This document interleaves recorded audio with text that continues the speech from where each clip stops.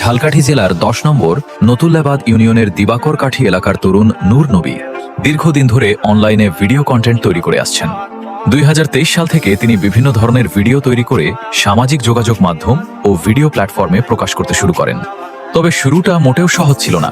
একের পর এক ভিডিও আপলোড করেও তিনি কাঙ্ক্ষিত সাফল্য পাননি। অনেক সময় ভিডিওতে খুব কম ভিউ আসত, আবার অনেক ভিডিও মানুষ দেখলেও সেভাবে পরিচিতি তৈরি হয়নি। নূর নবীর বাবা একজন পরিশ্রমী কৃষক। পরিবারের আর্থিক অবস্থা খুব বেশি ভালো না হলেও ছেলে যেন নিজের স্বপ্ন পূরণ করতে পারে সেজন্য সব সময় তাকে উৎসাহ দিয়ে গেছেন।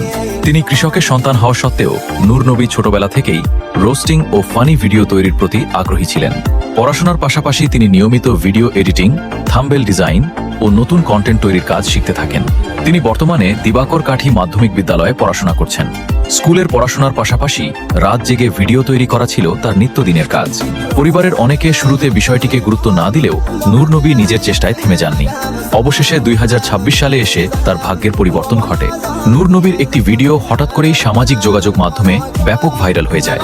অল্প সময়ের মধ্যে ভিডিওটিতে লাখ লাখ ভিউ আসে এবং মানুষ তার কাজের প্রশংসা করতে শুরু করে। এরপর থেকে তার চ্যানেলের জনপ্রিয়তা দ্রুত বাড়তে থাকে।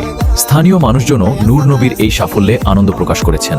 অনেক তরুণ এখন তাকে অনুপ্রেরণা হিসেবে দেখছেন।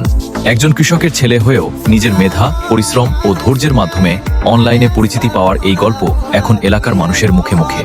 নূর নবী বলেন, অনেক সময় হতাশ হয়েছি, কিন্তু কখনো হাল ছাড়িনি। আমি বিশ্বাস করতাম একদিন না একদিন আমার পরিশ্রমের ফল পাবো। নূর নবীর এই সাফল্যের গল্প প্রমাণ করে যে পরিশ্রম, ধৈর্য এবং আত্মবিশ্বাস থাকলে একদিন সাফল্য আসবে।